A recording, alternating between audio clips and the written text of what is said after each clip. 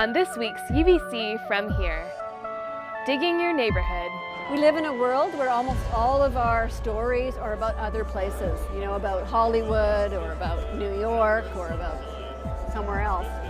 So they actually had to write stuff about their own community, because UBC is right on the edge of Rutland, right? So they had to write about where they actually were. And I think that was good for them too, to really think about place as an important part of writing. UBC students give their time to Special Olympics. You can hear the passion in the students' voices when they talk about their athletes or talk about practice or whatever happened that day, and it kind of just translates and a domino effect happens. And bringing the latest medical technologies to the public. People could be interested in this because we will talk not only about the strategies of prevention and early diagnosis of Alzheimer's disease, but we will talk about the emerging technologies which can be used to detect the disease early, which is essential for treatment, and we will discuss strategies for prevention of this disease.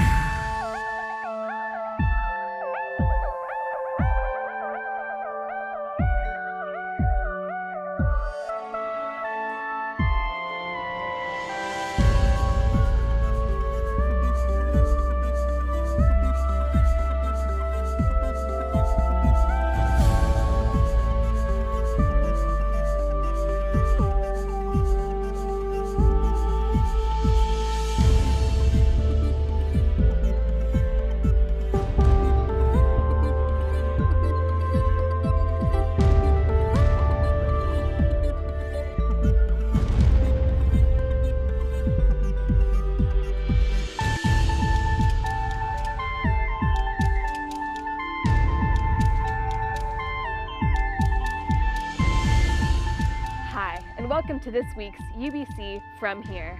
I'm Emmy Chahal. Emerging artists from UBC are engaging Rutland in an innovative endeavor called Dig Your Neighborhood Rutland.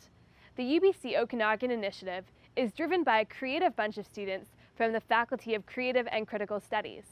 The ultimate goal of the project is to generate discussion around the cultural, historical, and ecological issues of a specific geographic and cultural space.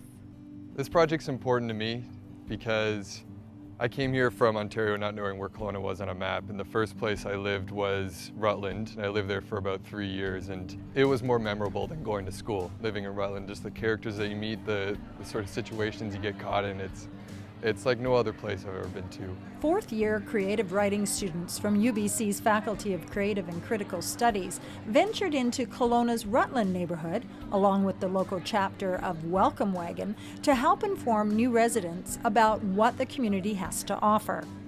Dig Your Neighborhood is all about celebrating Rutland's image. We all wrote these books talking about Rutland in various aspects through there's children's books, there's comic books, there's true story books. We all wrote it together, we all built it together, made it so it's able to be published. Through the project, the students were able to immerse themselves into the Rutland neighborhood. I've always thought of Rutland as a really nice area. So it was kind of neat to see kind of the nightmare stories of Rutland and getting a different feel for it. It was really cool getting to see the whole process of designing something, because a lot of times in courses you're doing theoretical work or writing papers or reading books and not really getting to see the actual product that you're making. But here we actually saw it from concept to finish. As creative writers in particular, what it does is it gives them an audience. When they go through 4 years of creative writing at the university and they're writing for each other and their peers, and they may have a vague idea that they will get published someday and they'll get published in a literary magazine or something. And so they had a really good sense that they were writing for a particular place, a particular audience. We live in a world where almost all of our stories are about other places, about Hollywood or about New York or about somewhere else. So they actually had to write stuff about their own community, because UBC is right on the edge of Rutland, right? So they had to write about where they actually were. And I think that was good for them too, to really think about place as an important part of writing. The response to Dig Your Neighborhood Rutland has been tremendous. So everyone is just really interested in seeing how these students have portrayed Rutland and what they've seen from their experiences there. And I think people are they're looking forward to seeing Rutland seen as more than just a family community or some sort of dingy place you don't want to go late at night. With the success of Dig Your Neighbourhood, FCCS is already looking ahead to next year.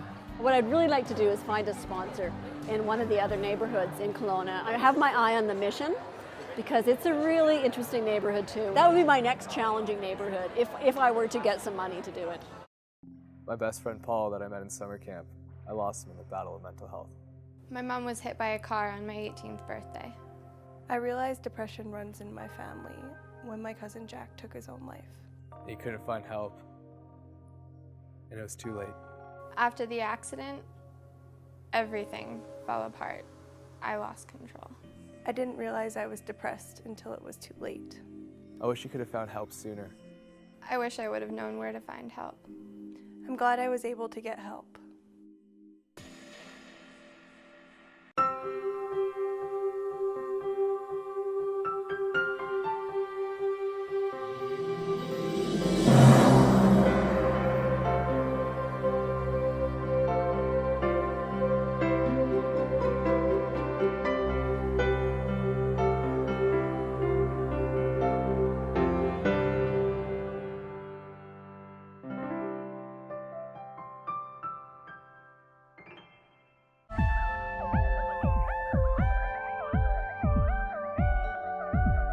For the second year in a row, UBC Okanagan is hosting a series of healthcare seminars open to the public. The UBC Okanagan is offering Mini Med School for the second year in a row. This year we're going to focus on innovations in technology in healthcare and medicine. Dr. Jonathan Little, and I'm an assistant professor in the School of Health and Exercise Sciences. My name is Andis Klegers. I'm associate professor at the Department of Biology on UBC Okanagan campus. Hi, I'm Jan Seal. I'm the head of the psychology department, and I'll be the moderator for this series. Dr. Neighbourhood from the Faculty of Medicine in Vancouver and I will deliver a lecture on strategies of prevention and early diagnosis of Alzheimer's disease. People could be interested in this because we will talk not only about the biology of this disease, but we will talk about the emerging technologies which can be used to detect the disease early, which is essential for treatment, and we will discuss strategies for prevention of this disease. MiniMed this year is focusing on our theme of innovation and technologies in healthcare and medicine, and we're going to do that by presenting you with experts, UBC professors from Vancouver as well as the Okanagan, and practitioners who can answer your questions about health matters and hopefully help you make decisions based upon empirical evidence. Registration is now open. We have 4 in the series. It is possible, however, to register just for 1, 2, or 3. Space is limited, so please register early. It's a really great opportunity to learn about health research that's going on here at UBC Okanagan and learn more about your health.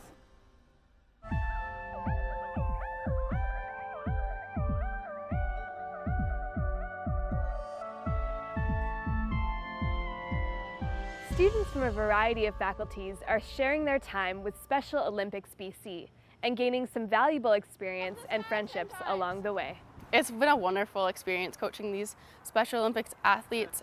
They're so motivational. Everyone is so happy to be here every practice. Everyone wants to work hard, get better. And then, well, everyone has their own individual personalities, and some people are super motivated and other people are just kind of happy to be there. But the whole experience is just so positive, and it's been a great experience. UBC Okanagan students got involved with the Special Olympics BC. Originally, it started out with the UBCO cross-country running team and forming an alliance with the Special O, and it just sort of snowballed from there. We put it on the internet and Facebook to different students, and we had a remarkable amount of people that were willing to come out and coach on a weekly basis. For me, I have a little bit more of a personal relation to the Special Olympics, as I actually grew up with a brother who had special needs. So it's really nice for me to be able to connect with them and work with them as well. We have a really amazing set of students at UBC Okanagan. Speaking from the faculties that I'm aware of with HKIN nursing and especially the heat athletes, they're all really eager, motivated. They understand the importance of giving back to their community because we have gained so much from the community with our different programs. You can hear the passion in the students' voices when they talk about their athletes or talk about practice or whatever happened that day, and it kind of just translates and a domino effect happens. I'm here almost every week and I'm able to relate to the athletes Especially with Kelowna, it's such a small city. I see a lot of the athletes off campus as well, at the mall, or some of the athletes are even on campus. One of our athletes, Andrew, actually works at campus. So it's really nice for them to have that personal connection with us. It gives them their self-efficacy, and they've been working really hard. So it's nice to see their progress too from each week. I'm Tanika. My sport is track and field. Just to thank all the students at the university for their support and the encouragement and just basically everything they've putting their time in to help us is greatly appreciated, and I really admire them for even just coming out to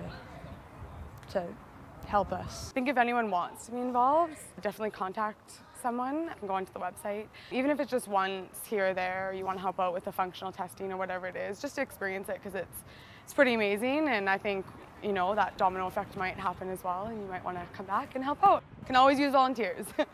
Be the person.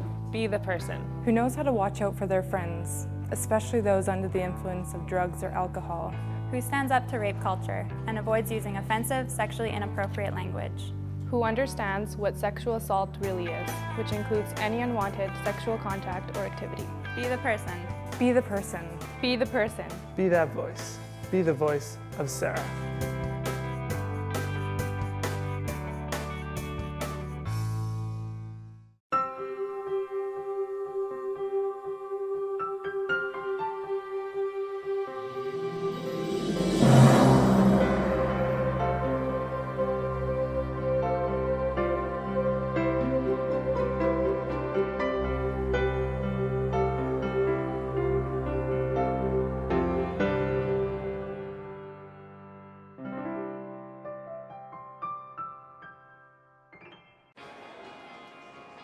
UBC Okanagan welcomed its new president to campus with an informal gathering recently. When I was thinking about the main takeaway from what I'm going to say today, and what you'll hear me say on every trip I make out to UBCO, is how vitally important this campus is to our university.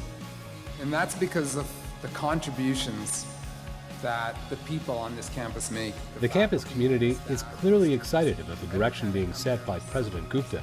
Having a new president on our campus brings a new sense of energy and focuses everybody's thoughts on the steps ahead.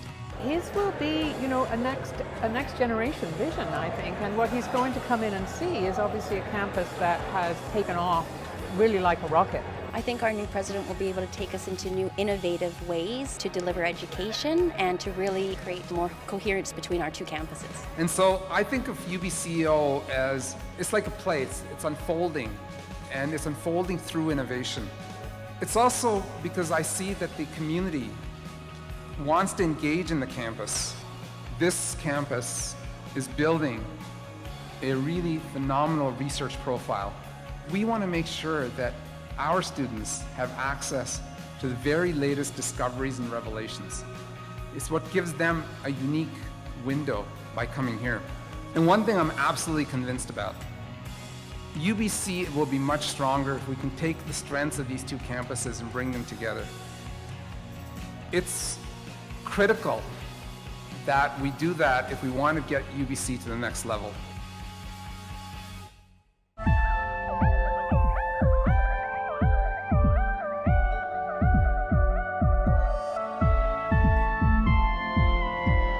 That's it for this week's show. For more stories from the Okanagan campus of UBC, visit ubco.tv. If you have any feedback about the show, we'd love to hear from you. Our email address is info@ubco.tv. I'm Emmy Chahal. Thanks for watching.